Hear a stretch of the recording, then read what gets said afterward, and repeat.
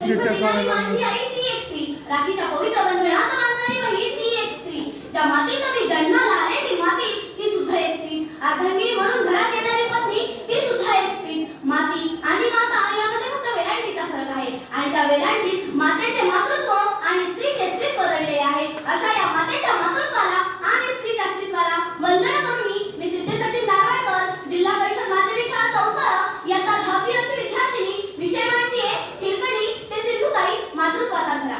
अपि स्वर्णमयी लंका नवे लक्ष्मण रोचते, जननी जन्मभूमीश्च स्वर्गादपि गरीयसी. म्हणजे प्रभू रामचंद्रांनी सोन्याची लंका जिंकली तेव्हा ते आपल्या भ्राता लक्ष्मणाला म्हणतात, अरे बंधू, मला ही सोन्याची लंका आवडत नाही, हिच्यापेक्षा माझी मातृभूमी स्वर्गापेक्षा श्रेष्ठ आहे. रामायण महाभारतापासून हा मातृत्वाचा प्रवास सुरू होतो. यवनांचा काळ होता, अंधार होता, विपत्ती होती, ही भारतमाता तहामध्ये होती.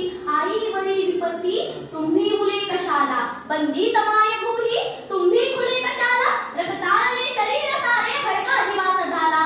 या आईस सोडवाया येणार कोण बोला, या आईस सोडवाया येणार कोण बोला. भारत मातेच्या या तहाकेला मातृत्वाने साथ दिली. अंधार संपवायचा निर्धार केला, घास घेतला आणि का सूर्याला जन्म दिला. प्रतीपचंद्र लेखेव वर्धिष्णु विश्ववंदितः शाहनो शिवसैषा मुद्रा भद्राय राजते.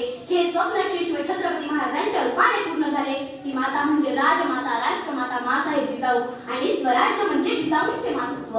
मातेने पाहिलेले स्वप्न मातृत्वाने सत्यात उतरवले. स्वराज्य आले, रयतेचे राज्य आले. ही सारी एका मातृत्वाची किमया.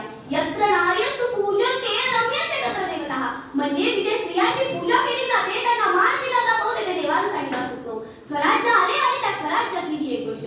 रायगडाच्या पायथ्याशी बापूसरी नावाचे एक गाव, त्यात एक गरीब कुटुंब राहत होते. त्यातील हिरा नावाची स्त्री दररोज गडावर दूध विकण्यासाठी येत होती. एक दिवस सात झाली, दूध विकायला उशीर झाला.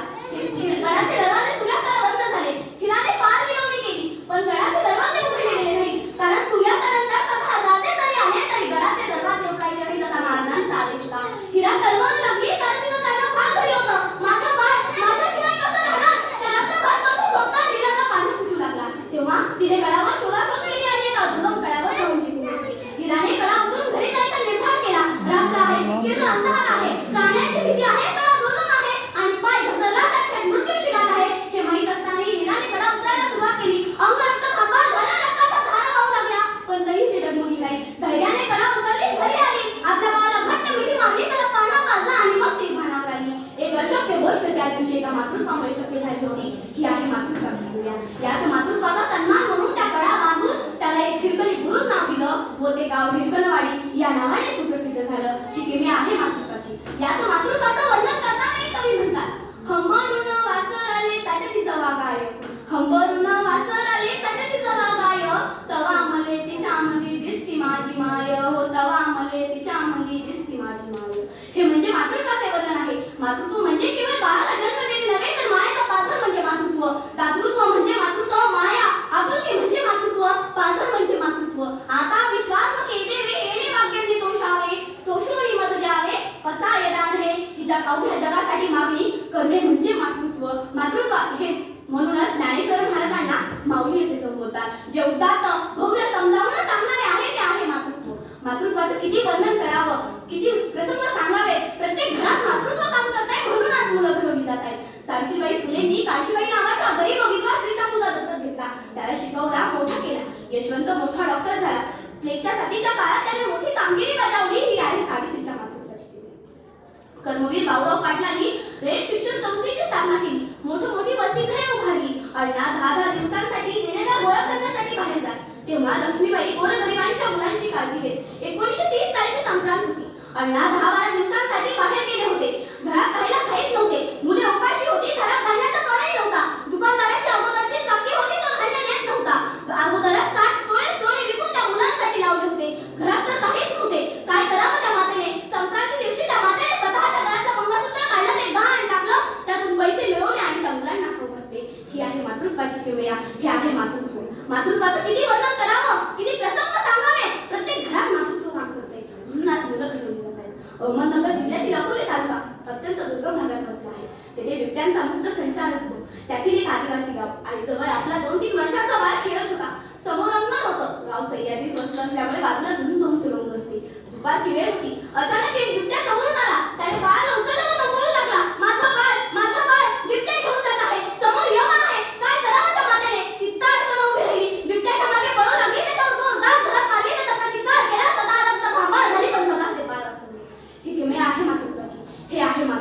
याचं मातृत्वाचं वर्णन करताना एक कवी म्हणतात, आई नावाची वाटते देवालाही नवलाई, आई नावाची वाटते देवालाही नवलाई, विठ्ठलही पंढरीचा म्हणे स्वतःला विठाई, विठ्ठलही पंढरीचा म्हणे स्वतःला विठाई. हे वर्णन म्हणजे मातृत्वाचं वर्णन आहे.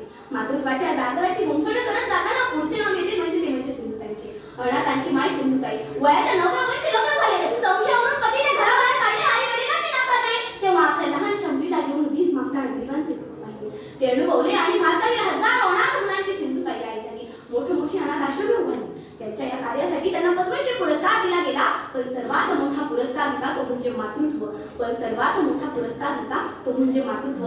ही आहे मातृत्वाची कमाल. म्हणूनच तर म्हणतात ना, अनाथांची माता झाली माझी सिंधुमाय. अनाथांना मातृत्व देण्या कमीच पडली नाही. अनाथांना मातृत्व देण्या कमीच पडली नाही. अवघ्या अनाथांची माता झाली माझी सिंधुमाय.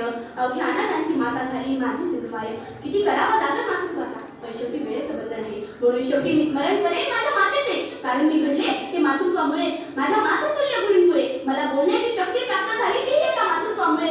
म्हणून हिरकणी ते सिंधुताई मातृ